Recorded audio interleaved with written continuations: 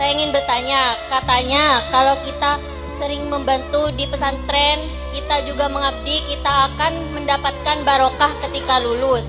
Sedangkan banyak lulusan pesantren sekarang pas sudah lulus bingung mau ngapain, bingung mau kerja apa. Sedangkan kalau kerja kita harus punya ijazah minimal S1 lah ya. Nah, jadi barokah yang dimaksud setelah kita tren itu apa? Terima kasih.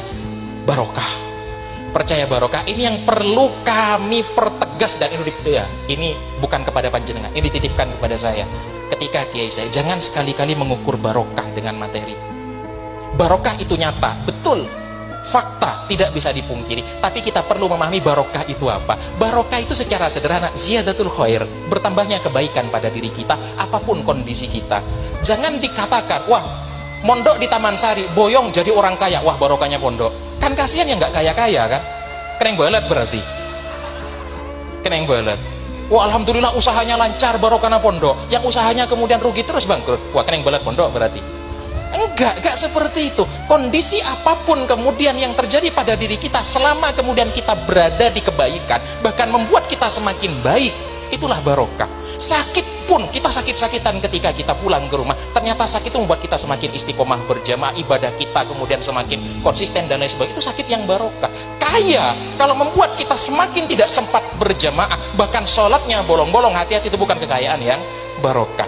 Saya sulit mencari pekerjaan Ustaz, ketika saya pulang ke rumah, kenapa ijazah saya tidak laku dan lain sebagainya. Tapi ya, dengan kemudian punya kondisi seperti itu, akhirnya semakin rajin sholat duha, semakin rajin kemudian baca surat Al-Waqi'ah, ikhtiarnya semakin menggebu, pikirannya kemudian kebuka, meskipun akhirnya cuma jualan cilok dan lain sebagainya, seumpama itu barokah jadinya. Kenapa? Membuat diri kita semakin baik, diterima kemudian di perusahaan yang sangat luar biasa, gajinya gede 30 juta, tapi jangankan ikut kegiatan pesantren, jangankan kemudian berjamaah, sholatnya sering kodok, hati-hati, itu bukan barokah. Jadi barokah itu barometernya adalah semakin baik apa tidak kita, semakin baik.